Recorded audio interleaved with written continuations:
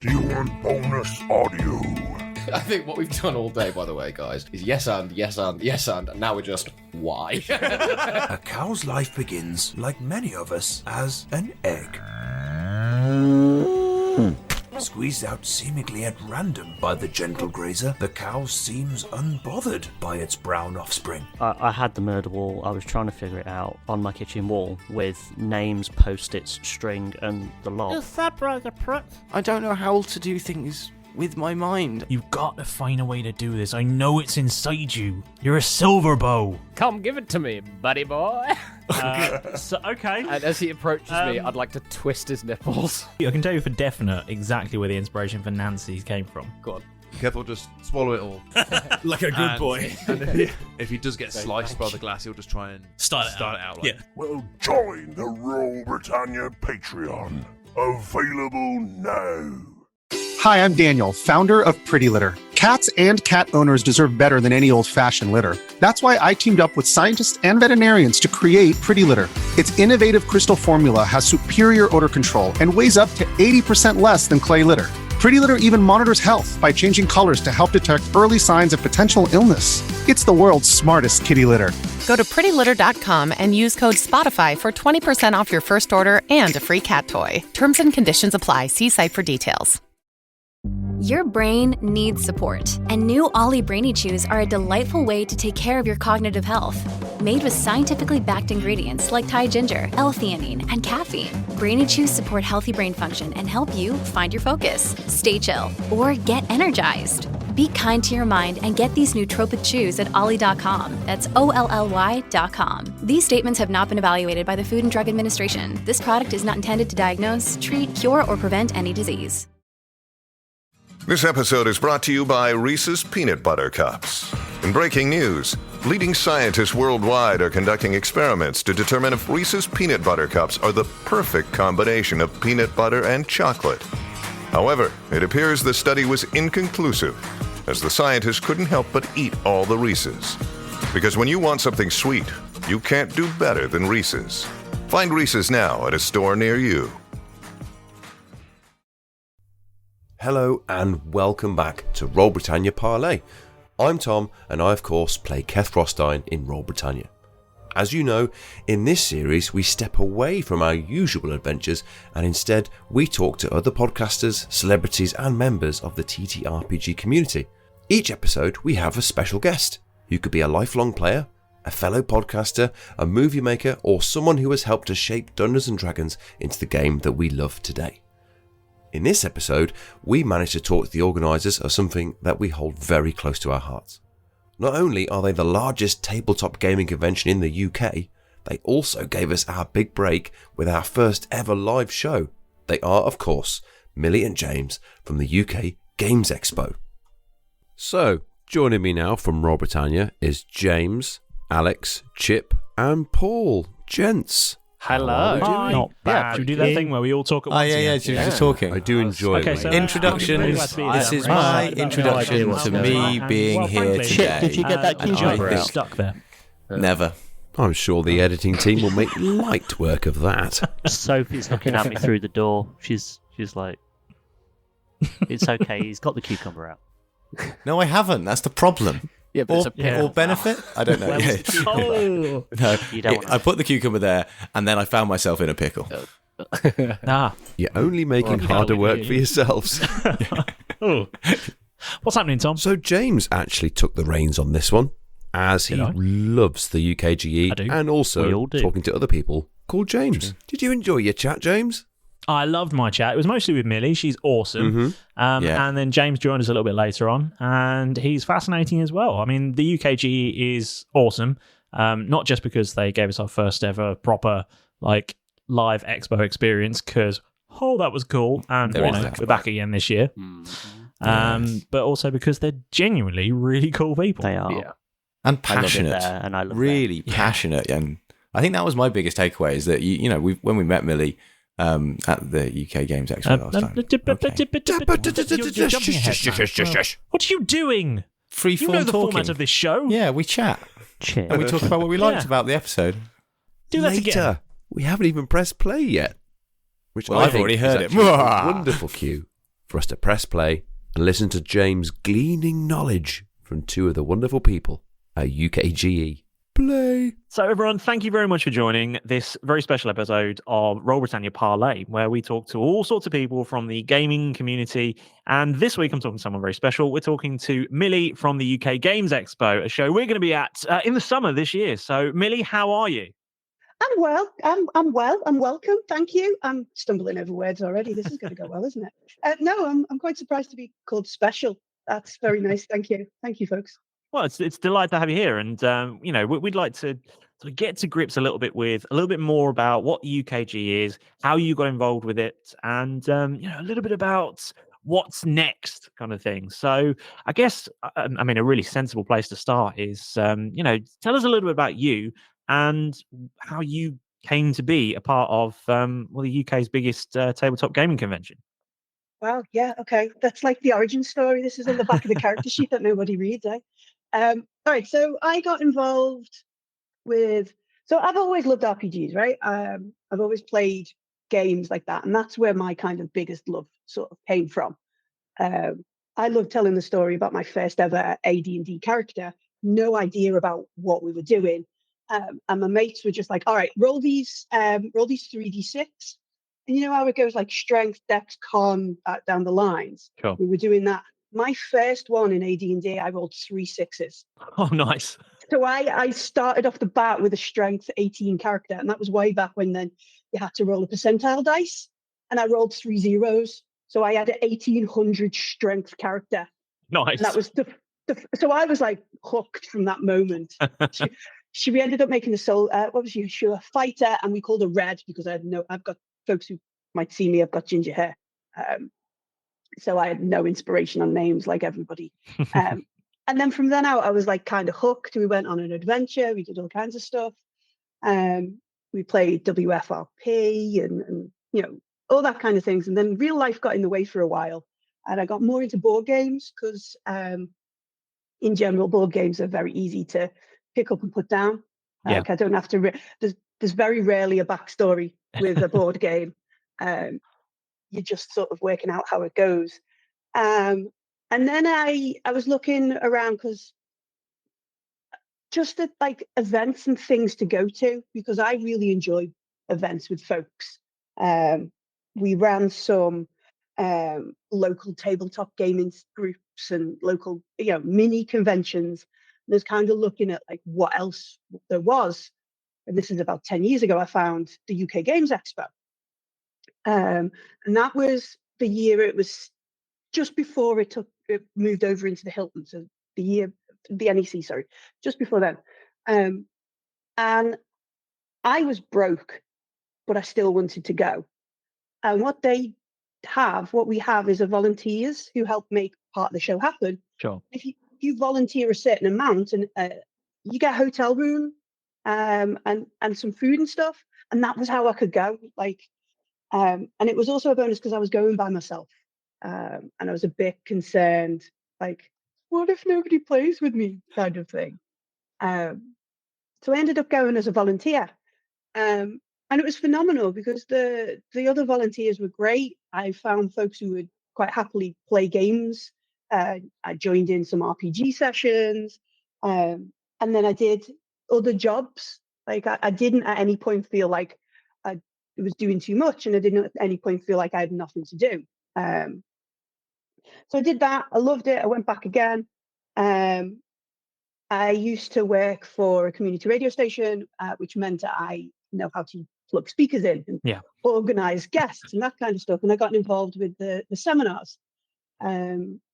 And from there, I came again, and then I became the seminars manager. And there is the first year we were in the NEC, a corner of the NEC was this little seminar space, and we had like 300 chairs and Tom Vassell from the Dice Tower talking, and it was a wild ride.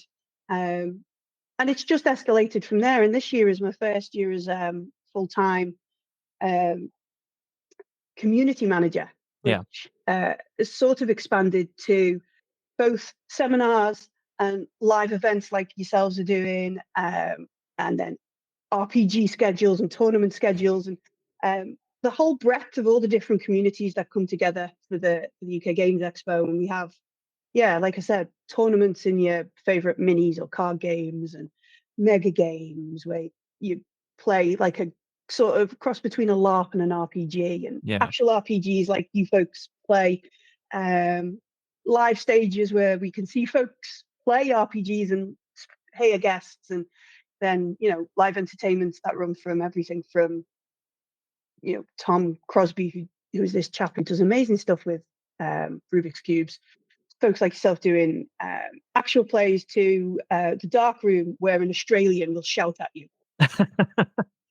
It is much funnier than I just made it sound, I promise. But the dark room is an experience that I think, again, is 10 years long. So there we go. There's the backstory. Wow. That's pretty cool. I mean, I have to say, I was, I met you last year, and when I saw that you'd got the gig being the full-time community manager and stuff on, I came up on my LinkedIn. I was like, yes, get in. Yes. Yeah. I mean, I think it's just a thing, like a commentary on how big the expo is getting. Like each year, like my colleague James, who is the marketing manager, will be like cross at me for not having this off the top of my head, but like 30,000 people came last year. It was an incredible experience. I mean, the scale of the show is just unreal. Like 570 odd exhibitors. It's incredible. Like it's the third largest hobby games festival in the world. Wow. And sometimes we sit down and we're like, there's 6 of us who work full time for the expo, and at no point have we lost that passion for games. Like, it's not become a day job. Richard, who's one of the directors, a couple of weeks ago had to go because he was running his Traveller game. Like, I can't stop. I've got to go and run my Traveller game. And Tony, who is the other director, was telling us how he was running the Alien RPG. Chariot of the Gods, running it for his son and their friends, and people dying gratuitously, as does in Aliens. So at no point are we not like as much of a nerd as everybody who turns up. It's so nice to have you, just to know that the people that are organising this show that everyone seems to love and we absolutely adore, because it was just an incredible experience, are actually not just like doing it as a job, but it's your passion. It's your it's actually your whole life. Really, is not just this show, but it's the community as well. I mean, yeah, it really is. Like, Richard designs board games. Like, he makes board games with under, like, he has a little, again, his side hustle is making board games. It's games, and we've had afternoons where we're play tested some of his games and working out how it will be. And we go to other events. Like, we were just at a space center at the weekend doing like running Starfinder, showing people RPGs and that kind of stuff. So it is like living the dream, if you will. To take you back to, you got involved in UK Games Expo by volunteering. And I guess a question that I think is going to be important to anyone listening to this who might want to go is, what is the situation with that? You got free room and food. Is that something that UKG still does? And what would someone be expected to do if they did that? So there's a couple of ways of volunteering. Like, the way I got started was general volunteering, and it's around about over the weekend. It's about 26 hours of your time. I did a lot of. It sounds dull, but just standing around and making sure folks who were coming into the show were actually had tickets. I was there to be like, no, the toilets are down that way, make a left, that kind of stuff. Setting up for tournaments.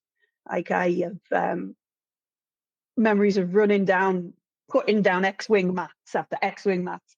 So the players were ready for I think it was like X-Wing Nationals and that kind of stuff. Helping folks queue. Like, I want to see this big show. Where do I queue? Well, don't queue there because everybody else is over there. You'll get missed out, kind of thing. Lots of that.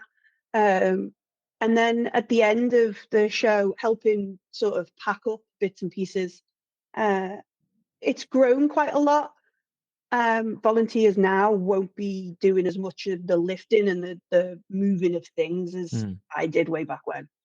And that's good. But there's still at its heart, it's like there's a feeling in volunteers like you have to be busy all the time on your shifts. And that's not necessarily the case. There are portions where you're not going to be like, it's not a day job, you're volunteering. Yeah. And you're allowed to enjoy the show as much as anybody else. You just need to be on hand to help and that kind of stuff. The other option is UK Games Expo has the largest RPG schedule in the UK. Like not quite, but almost 400 games ran last year. Wow. At the show. And that needs GMs, folks to run it. GMing an RPG is, isn't exactly just something you pick up on a Tuesday afternoon and run on Saturday. There's a level of like it's mentally taxing. I'll be honest. Yeah. So for folks who are willing to share that and GM, if you run 5 games over the weekend, you get like a hotel room and breakfast is included. You get some meal vouchers as well. So the same sort of support we'd give to the volunteers who are doing like 26 hours, we also give to our GMs who are going to do 5 games. And I think the thing about the GMing is like, we're not going to tell you must run 5 games of this. You tell us what games you want to run. So if you wanted to run the same game 5 times, easy, cool. You've prepped once, run it 5 times. That's great. If you wanted to run 2 games and just turn up, we'll help you do that. It's it really is your level of what you're comfortable with to join in. Yeah, no, it's incredible. No, I think it's a great opportunity for if and the chance to go to the show and also get to play like your favorite game for like 5 hours of your life and then still experience the rest of the show is incredible.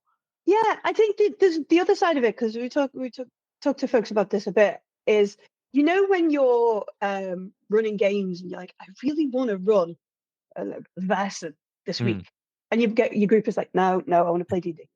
You're like, yeah, but I don't know, The Walking Dead looks really great. Let's try that. Nope. I really want to play D&D. Yeah, and then that kind of stuff.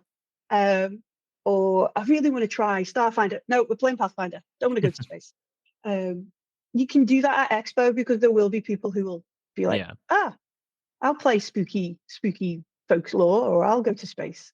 So you get to scratch those itches without also doing the heads in of your local game, your local group who. Yeah, I think it's absolutely great, and I think it's nice that it's open to people who who may want to come and experience this, but have time, but not necessarily funds to be able to do that.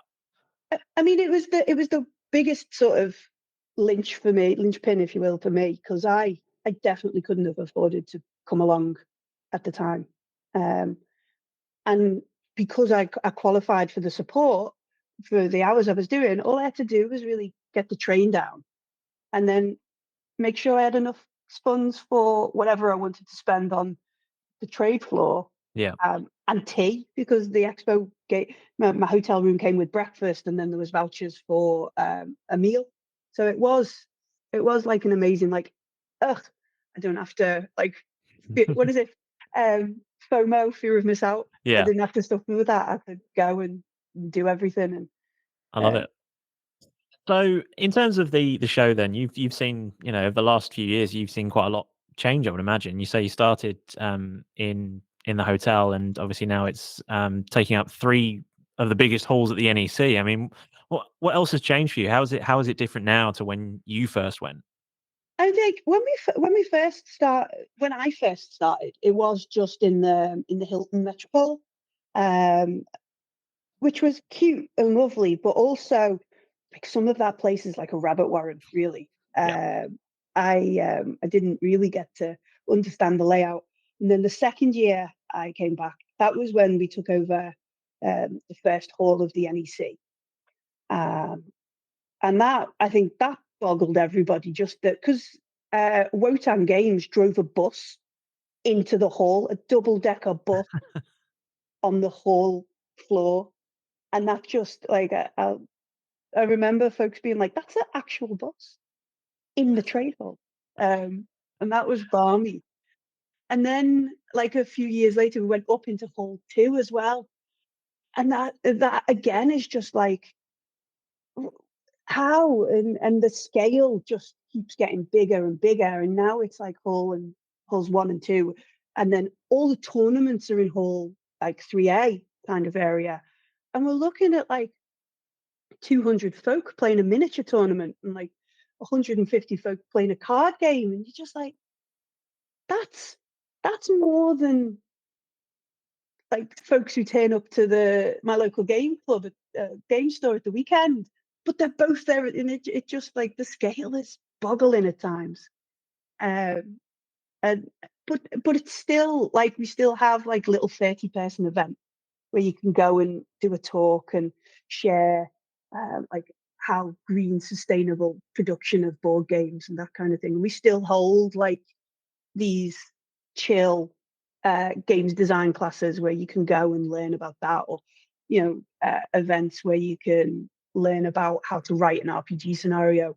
Like not everything has been lost to this huge level of grand double-decker buses in the trade hall, which I think is it's precious to us. Like it's still a celebration of all the things that RPGs and board games and everything has to hold. Nice. Yeah. So what's if I was going to ask you what I've seen a couple of new quite exciting looking things on the website, and not least of which because we're performing there, which is very cool. But if what's a new thing this year that for you that you want people to know about, or that people really should, that is different that the show's trying out this year?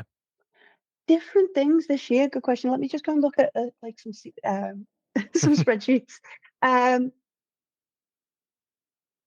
Well, this is a tough thing, right? Because I know more than I'm allowed to say. And so I think let's look. Secrets. Yeah.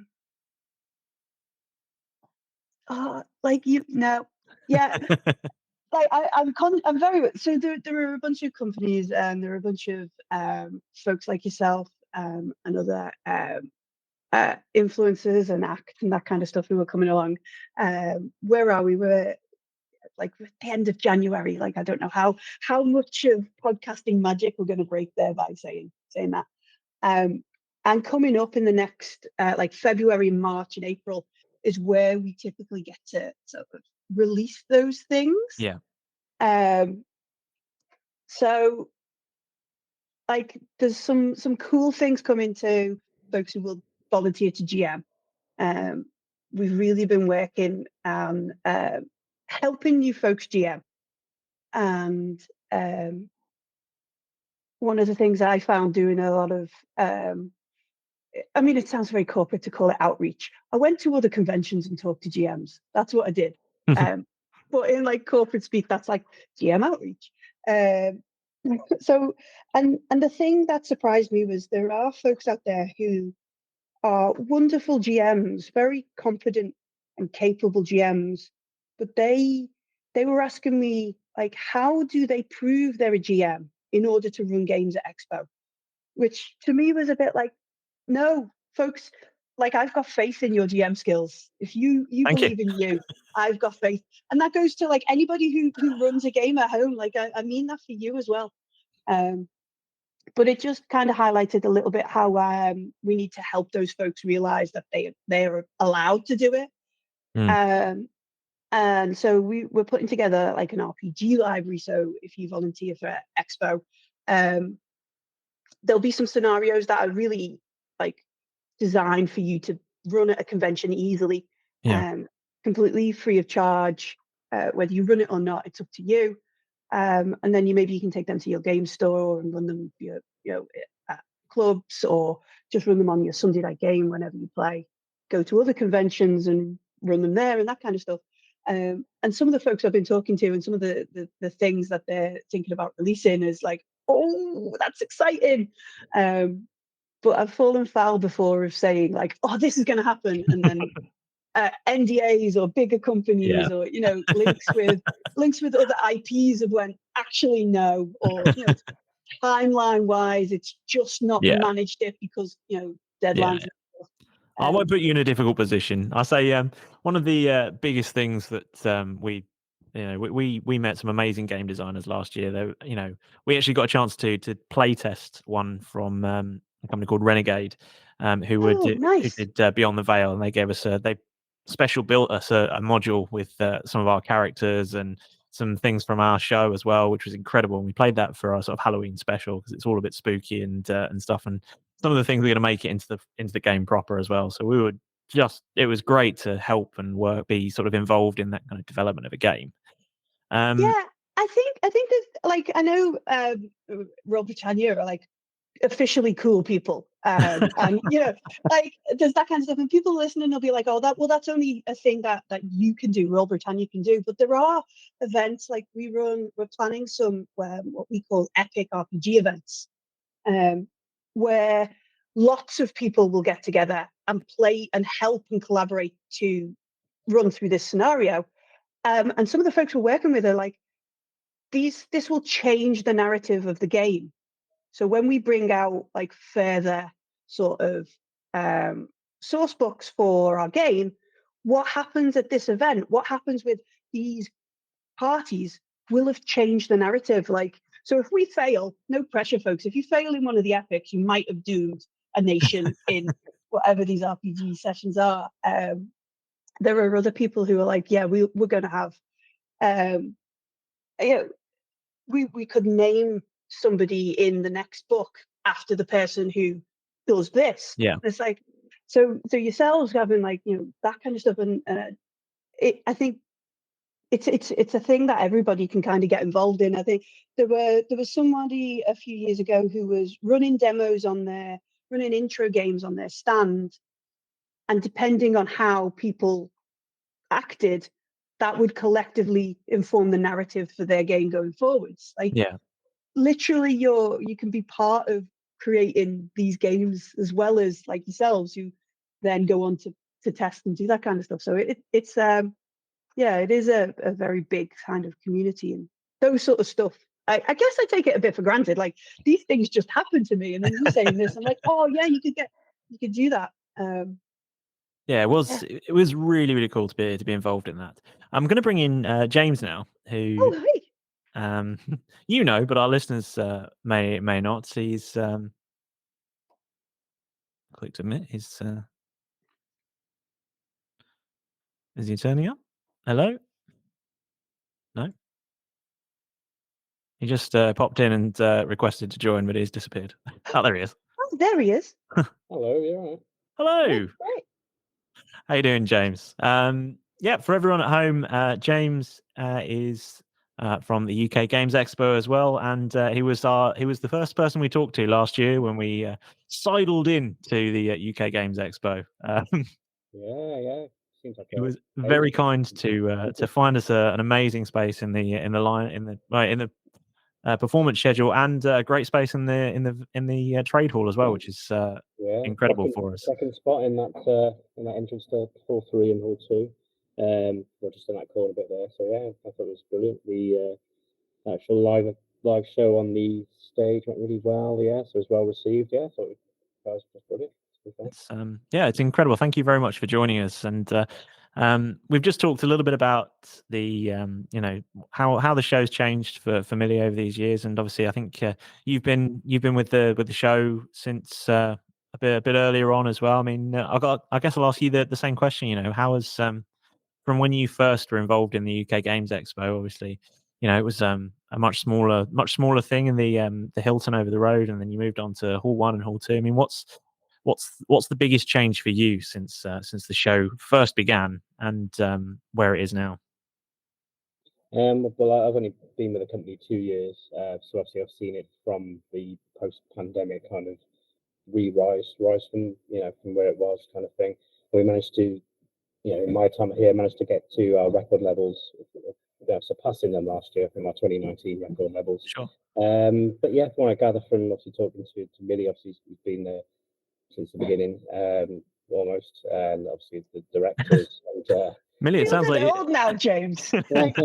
Millie, it sounds like you essentially sort of set the show up now at this point. Is what James is Yeah, saying. no, I didn't. Like, as cool as that would sound, I do not want the to-do list of Richard or Tony. They are, busy chaps. But no, I've been around for a little bit, but mostly as a volunteer. But yeah, I mean, like I say, I don't remember those days because obviously I wasn't working in them, but you see the rise of where it's come from, and obviously the power of board games essentially, and people playing games, and people want to be there, and the reason why it's grown so much is that people demand space, and if you wanted more space, then you need to get a bigger venue, and then that's how it's kind of grown from there, and we're still growing. I mean, like I say, we're on course to over 600 exhibitors this year, so we're kind of growing again. So we might have to look at more space again as we go into future events. So yeah, it's incredible, and it's great. I think it's great that you're both here now because you can sort of answer my next question from the sort of the marketing side of things and the community side of things all in one go. Is that this year's we're really looking forward to this year. It's going to be an incredible thing. We're so happy that you've that you made space for us again, and we're delighted to be trying to promote you as well as much as we can because we're super excited to be involved in the show. But what does the future look like for the UK Games Expo? Obviously, we've got this year to come, but are you looking to say, well, let's take on another hall. Let's get, we've got 600 exhibitors this year. Let's, is it going to be 800 next year? What's the goal? I think. Sorry, go first. Go on. I was like, I think, are we not trying to do like 52 weeks of UK Games Expo? Is that not the goal? That works for me. Just every weekend. I'm in. It's not. Help me in. I'm there. I'm taking the mic there, but James has probably got a more sensible answer. Yeah, well, I mean, I say just a minute ago we were on course to hit 600 exhibitors, which per exhibitor obviously is bigger than Gen Con. I know Gen Con have got a lot bigger space than we have, but in terms of the way we are with our exhibitors, they keep growing. We have all 3A for our ticketing this year, so that's going to be used for that. But who knows? I mean, like I say, as we go forward, when we work out, the demand on the people on the waiting list and stuff like that, then we may grow. So we just need to evaluate everything after the show this year and see where we are. But yeah, things are definitely not decreasing; they're very much on the up. So it's definitely getting bigger and bigger. Awesome. I'm honestly, I'm so excited to be involved in it with and the support of you folks is just it's we couldn't do it without you. So being able to being included in such an amazing show is unreal. And I asked Millie this at the beginning, so I'll ask you, James, as well. What is how have you sort of grown up with games, and what brought you to the UK Games Expo as a business, and how do you what's your life around it? Funny enough, I came to work for the Expo from a slightly different angle. I'm not like a board gamer. Like I don't play them all the time. I came in to the company knowing Catan, and I've played the Monopolies and the chess and all that kind of stuff. But since I've worked here, because I came in for the experience of working in marketing, working at the NEC in my previous years of employment, so I came with a different perspective on things. But since I've been working with the Expo, I mean, I've played lots of different varieties of games, from the party games to Ride, all these kind of stuff, Terraforming Mars, stuff like that, you name it, we've kind of played it. So it's a case of diversifying my kind of mind around all the different games that are out there, and I've only scratched the surface really. So I'm kind of very much immersed myself in the family and the community, board gamer community, and yeah, and that's where I've come into it really. And like I say, I'm still learning, and like we all are about these things. But no, awesome. that's where I'm from. Like I say, it's a case of for me, just being with the company as a novice, but then sort of bringing on my knowledge of all the gaming industry, Going I can forward. definitely sympathise as coming into gaming as a novice. I mean, obviously when we started our show, it was we'd never played before, so playing D&D from nothing is quite the experience. Especially, I mean, I think you took the luxury of and the smart decision of not recording the first time you ever played a particular game. We didn't necessarily go down the clever route like that. We just went, press record, it'll be fine. It'd be re, yeah. So this question's for both of you. I mean, from your time, Millie, your years of volunteering and now working full time with the company, and James, obviously the last couple of years. What's been your highlight of the UK Games Expo so far? Yeah, let's go first. Right. Okay. So there's a point right on Sunday afternoon where the event schedule kind of dies down a bit. And I'm probably been force fed by one of my friends because I've been running around stressed all weekend. But you sit down there and you get to look at like folks using the hashtags or on Insta and that kind of stuff and scroll through, and you just see like hundreds of folks going, "This was amazing, this was awesome, this was brilliant." Tried the, and it's like, yeah, I helped that happen. That was pretty cool. And there's just that, like, just the general kind of, I don't know, like, it sounds soppy, doesn't it? Sounds dead soppy. Like, when you see all these people and they're all going like, "Oh my gosh, I did this. I didn't realize this." And, you've got all these folks telling you about what they've just found. Like, that might be the first time they've tried D&D. It might be the first time they've played Catan or that kind of stuff. But now they're like, "I need every edition of Catan, and I need 7 sets of dice for my RPGs." And I was like, "You've got it. You've got it." And they're the highlights for me. Stuff like there are folks who are amazing creators and write RPGs and design board games, and they're so terrified of running a show or being on a stage. They don't realize like how knowledgeable they are, and when they come away from being like on the main stage like yourselves or running a show and they go, people turned up and listened to me. It's like, yeah, people want to share what you love. Those are all the cool bits to me. Those little bits of cuteness hidden away in all the showy stuff. Those are, feel good factor there. That's Yeah, and I echo that as well. Mine's the same. I mean, it was a case of being flat out from show setup and then straight into the Thursday for me. It's flat out again, and then get to the press bit in the evening. And Friday again the same. It's just kind of comes all an hour because I don't finish till very late. But then when it gets to Saturday and really the busiest day of the show, and certainly I can have time then to sort of take it all in, take on the size, take on the people, and meet the people that I've booked stands with and stuff like that, and just generally get a feel of the excitement, and then just sit back and kind of appreciate kind of what we've created in these mad 6 months prior, 8 months prior. So yeah, when it all comes together and you see it in operation and things are flowing and everybody's smiling and happy, that's when you get that sense of this is happening, this is great, So, and then that's what it's all about, and that's what we aim to do, is just to bring that bit of happiness and make people enjoy their experience at the UK Games Expo, one to remember. Incredible. Would there be is it on the cards of the future maybe for UK Games Expo in the winter as well? True. No. Well, no. Look, the UK Games Expo is like this big celebration of everything in the summer. Yeah, we get together, we get loads of people around, but there are a plethora of other local events that happen. I went to Dungeons and Flagons in Manchester. Nice. Which is like a nice weekend event. There is like Aircon, who holds events around.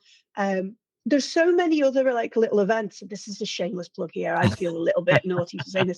There's so many other events around. We actually have a community map on the website, because it's not just like turn up and take part in the expo. it gets thrown around like a rising tide floats all boats kind of thing. And there are hundreds of game stores where you can go down and, I was talking about the 100-seat tournament. You qualify for that at your local game store. We were talking about, my gaming group doesn't want to play Versen, so I'll come to Expo and run it. But also, there are loads of gaming groups in your area. You can go and take part in them. And I think Expo is a point in the summer to recharge, to remind yourself that there is more around it than just my D&D game on Sundays.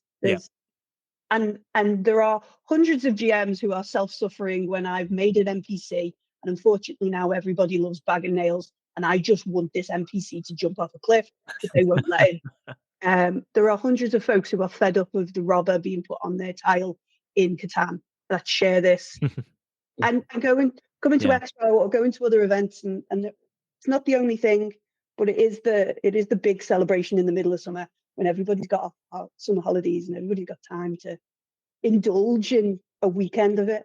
Yeah, I think that's the community aspect of the UKG is what makes it for me really different to some of the other shows that I've been to. I think that vibe of just everyone's there just to experience it more than just, you go to some trade shows and it's very much, I need to learn this, I need to do that, I need to do it. People go with a checklist, and I'm sure some people do go that they want to buy this, that, and the other. But some people, certainly, a lot of people that I've talked to go every year to experience it and to be involved in that community aspect of it, and just to meet people and talk to people who love the things they love. And that's what we absolutely loved about it, was just talking to everyone. I went away with and came to work the following, on the Monday with absolutely no voice, because I'd spent all weekend talking to anyone and everyone who I could coax into standing still long enough. And I loved it. Absolutely loved just meeting these amazing people that come to the show. So on the subject of people that are coming, I think probably one of my last questions, I won't keep you too long now, is I guess, what is the, if you were going to talk to someone who'd never been before, what's your pro tip for the UK Games Expo? What is the piece of advice that they should know, or the hack that will help them get the most out of this? Obviously, other than coming to see the Royal Britannia stand and meeting us guys and seeing the shows, what's your pro tip? Well, the first thing you do, if you've never been before, is you grab a first timers guide, which is one of the key things we produce, which gives the people or person coming for the first time the ideal kind of guide to help them start their UKG experience. We have plenty of help desks. We have one in help desk in Hall 1 and one in Hall 2. We're more than happy to point in the right direction, and we have a lot of volunteers, ambassadors there as well to help out with the experience. So you're never kind of left on your own. I mean, you've got like a way to find the things that you need to find, basically. Yeah. And Millie agrees. But yeah, like I say, it's we created a safe kind of comfortable space for everybody, whether you're new, whether you've been 10, 15 times. It's there just so you can enjoy. So anybody new, first timers guide or the help desk, or anybody in a yellow shirt or a blue shirt, it can be grabbed at any time to sort of ask for help or any advice. Brilliant. Yeah. Millie? No, James is spot on. I would say grab the first timers guide. If you need help, that's literally what all the volunteers are there for, to make sure. And just, there is so much going on. Don't try and do everything. There is by design so much going on. So when you come back next year, you can try something else. When you come back the year after, there's still more to try. Yeah. Don't wear yourself out trying to get everything. Have a good weekend. Yeah. Have a good time. There's plenty of open gaming space in Hall 3 for you to just go and have a chill out and grab a coffee. Obviously, got the outside space, which, because we're obviously in the summer, generally, touch wood, it's been quite warm. So there's plenty of times if you get too overawed by the crowd, then you've got space to sort of go and find little nooks and crannies to sort of chill out as well. Awesome. I mean, honestly, I can't wait to be there. 31st of May is the first day of the show, and we're going to be there all weekend. We'll be there from the Thursday night as well, setting up. I mean, obviously not as long as you two will be there, I'm but I honestly can't wait. It's in my diary. It's the first leave that I booked from work was that Friday. Out of my year, so I was like, I'm booking it. It's done. That one, yeah. So honestly, we can't wait to be there. So thank you both so much for taking the time to talk to me today about the show. We can't wait to be there. And if you haven't got your tickets yet, make sure you get them. Come and enjoy the show. See everything that's there. As I said, you won't get a chance to see everything. So make sure you take a look and find all the things you want to do and come and see us. Come and enjoy the experience and find something new that you love as well, because we did. Yeah. It's very true. But thanks ever so much for having us on. We really appreciate that and your time, James, as always. Oh, brilliant. Thank you. And we look forward to seeing you in the summer. See you soon. Thank you. Take care.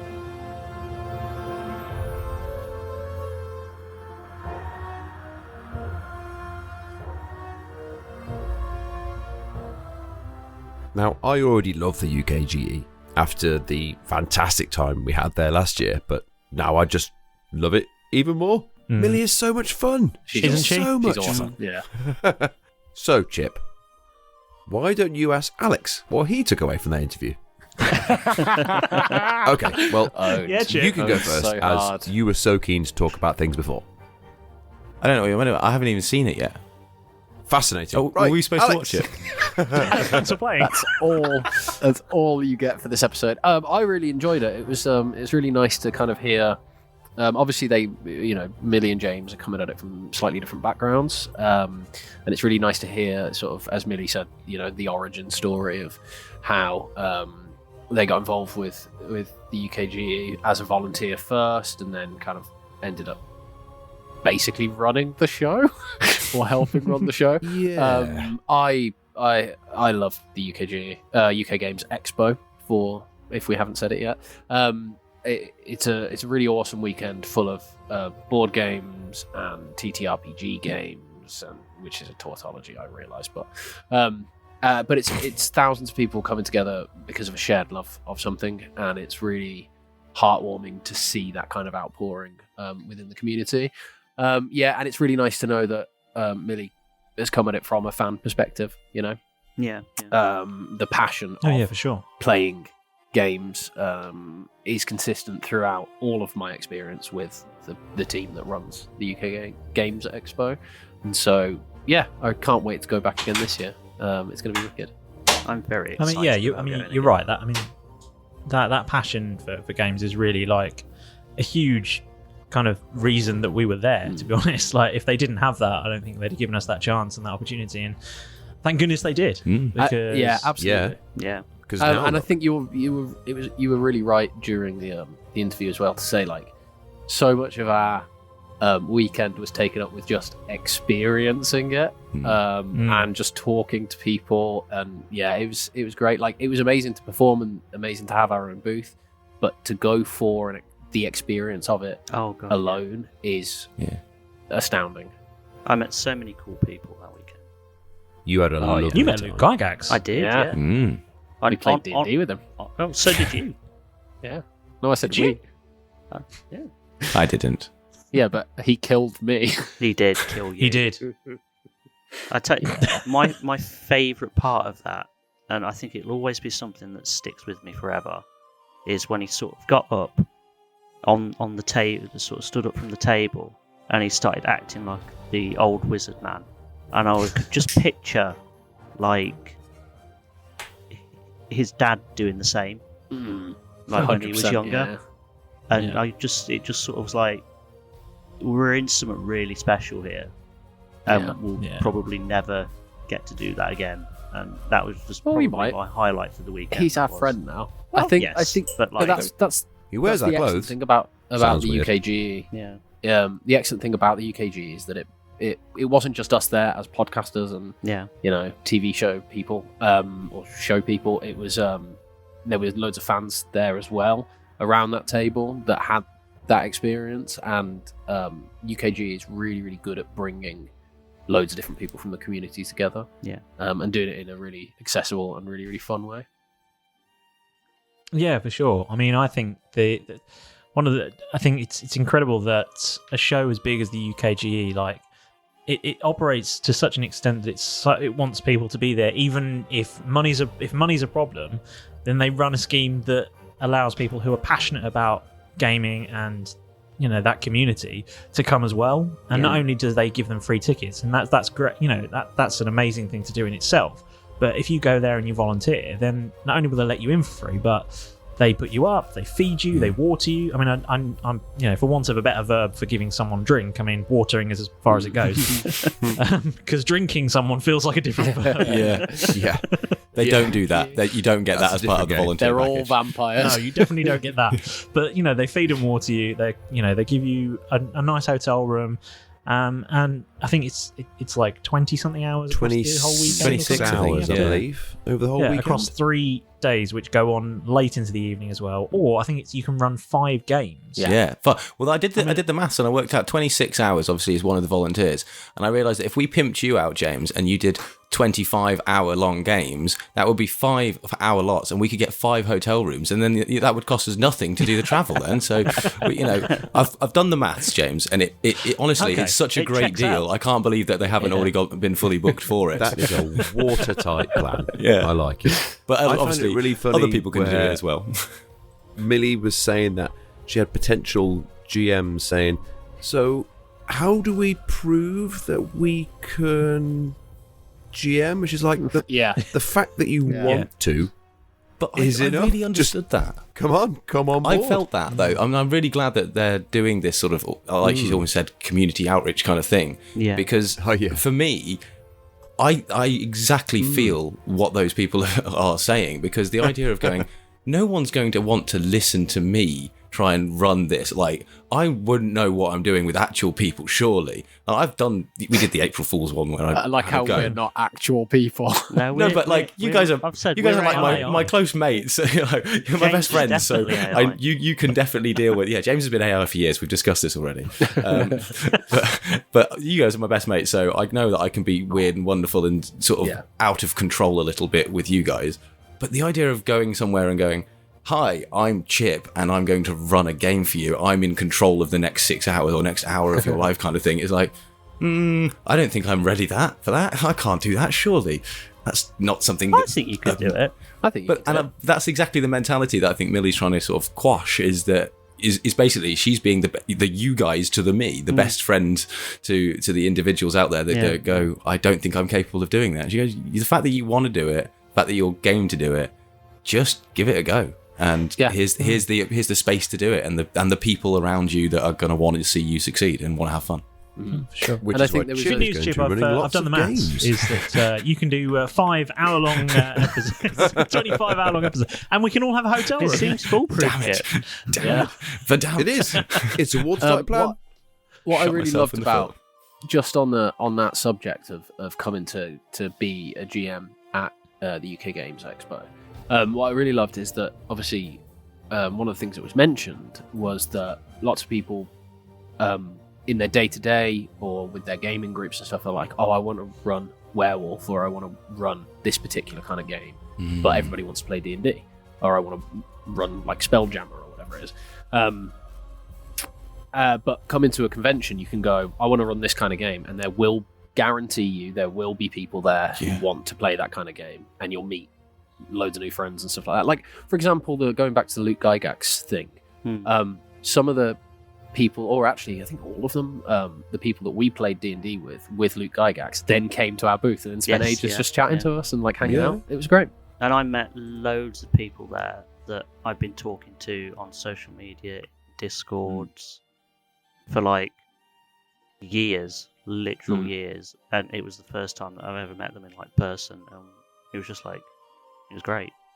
It's a big holiday TTRPG camp, and I love it. I quite like the gaming element, because it's kind of like a for this year's show. It's like a TTRPG smorgasbord tapas element, so you don't really have to go and it is. It's like a little tapas of games out there, because you don't have to have built a whole backstory. You can just turn up, play an hour of a game, and go, I really, really like that. Now I'm going to go and find a campaign with someone and some like-minded people. Or you go, wasn't for me. I'm going to go try a different one, and then you have a little more of boosh of this one, and go, yes, I like this one. Now I'm hungry. The Hilton, and you've got like doors off in every single direction. You've got the open gaming hall, and then you've got like a room there doing like a space theme game, another one over there doing something else, and it's just like wow, so much to do. Yeah. Which is why I think Tom, you got absolutely loads of games, didn't you? You picked up a whole handful of them while you were there. There's loads. Absolutely. Which I'm still playing. Yeah.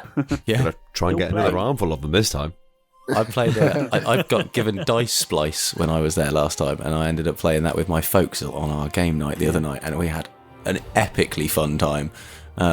And it's such a simple concept of a game, and would never have picked it up otherwise. But it was because it was there. You got to actually play a little bit of the game, and then they were like, "Well, yeah, you can take it home." And I was like, "Yeah, go on then, let's have it." And yeah, there's so much opportunity to just see things that you. Yeah. I quite like games, but so many things that I would never have known about had it not been for the vastness that the UK Games Expo has now grown to. I have a shopping. I think the thing to mention as well, and it was discussed in the interview, is like it can be, or it could seem quite overwhelming because it's a massive convention. God, So that's why I really appreciated James's suggestion of like, the starter guide and the fact that the stewards, the volunteers are all on hand to go, what do you need help with? What do you want to see? Where do you want to go? This is on offer, that's on offer, and kind of guide you through the process if you've never been before. Because I remember walking in when we were getting set up and seeing like a 20-foot tall space marine or whatever. Yes, yeah. Like, this is a huge event. Yeah. I remember on the Saturday when I went to the top of the stairs in Hall 2 and looked down into Hall 1, and I was like, whoa. Yeah. It's just a sea. Keeps going, doesn't it? It really does. It really, really does. That's definitely like one of the best vantage points, just to see the scale, because then you realise you've got another 2 halls behind you. Definitely get your steps in, don't you? Mm-hmm. Yeah. That was the most steps I did all year last year. I'm actually not surprised. All in one day. Because I only live 5 minutes from work, so I think my whole year's steps just fitted into that weekend. You did a year's worth of exercise in one weekend. That explains why you were so tired then. Yeah. I was shattered by the Monday. No leather left on the bottom of his shoes. No, but it doesn't feel like it though, does it? I think that's the good thing, is that you might be doing all of that walking, but you're stopping every now and again. There's so many things to look at and do, and like I'm going back to the tapas because the flavour changes constantly, and in all the different things that they've got. Normally it's me. I've just had a really nice cheese board, so I've had a bit of tapas. So I see. They do have such a good variety there as well, and so you do get difference. But you end up spending walking for ages and ages and ages because you just keep going. Oh, now there's an interesting thing there, and I've seen something else that's interesting down there. And it reminds me of the Homer Simpson thing of like, a piece of candy. Yeah. Oh, a piece of candy. Yeah. Oh, a piece of candy. That's, It's like, that's interesting. That's James Woods from Family Guy. Is it? Fair enough. Yeah. Yeah. It reminds me of that James Woods from Family Guy thing of like, a piece of candy. A piece of candy. Yeah. I get the reference. Well, I cannot wait for UKGE this year. I'm really, really excited. Oh, yeah. And I know you guys are. Thank you, gents, chaps, and thank you so much to Millie and James for speaking to James all about the upcoming UKGE. Again, very, very excited. And of course, thank you to you for all of your support. So it's a goodbye from me and a goodbye from those lot. Bye. Before we go, I just want to say we are doing 3 shows at the UK Games Expo on the Friday, Saturday, and Sunday. Friday is an intro to D&D. It's a panel called How Not to Suck at D&D. On the Saturday night, we are doing a live improvised Dungeons and Dragons session that you can get your tickets for now. And on the Sunday, we'll be on the main live stage doing an episode live recording of Roll Britannia. So all of that, if you're a big fan, come check us out and definitely get your tickets to UK Games Expo this year because it's going to be mental. Okay, award that man some inspiration immediately. I love a good plug. Thank you very much for listening to Roll Britannia Parley. Okay, bye. Okay, bye. Pause. Look out for the next episode of Parley, but if you simply can't wait to hear more from the crew of Roll Britannia, then you can find us on all good podcatchers out there. YouTube, Amazon, Podchaser, Spotify, you name it, where we have new episodes coming out every Wednesday. There are over 200 episodes in the series so far, so there's plenty for you to listen to. Not only that, but you can check out our Patreon, our merch store, and even drop into our very active Discord server. All the links are in the episode description.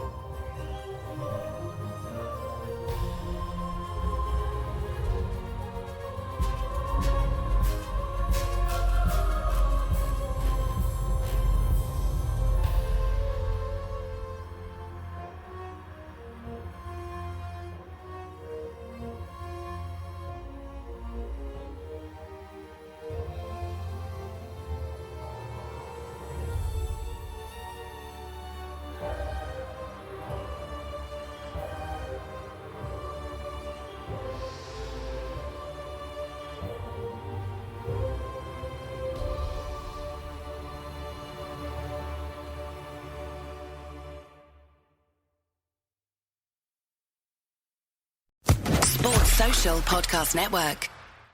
Do you want bonus audio? I think what we've done all day, by the way, guys, is yes and now we're just, why? A cow's life begins, like many of us, as an egg. Squeezed out seemingly at random by the gentle grazer, the cow seems unbothered by its brown offspring. I had the murder wall. I was trying to figure it out on my kitchen wall with names, post-its, string, and the lot. Is that brother prick? I don't know how to do things with my mind. You've got to find a way to do this. I know it's inside you. You're a silver bow. Come give it to me, buddy boy. Okay. And as he approaches me, I'd like to twist his nipples. I can tell you for definite exactly where the inspiration for Nancy came from. Go on. Kev will just swallow it all. Like a good boy. And if he does get sliced by the glass, he'll just try and start it out. Like, Well, join the Royal Britannia Patreon. Available now.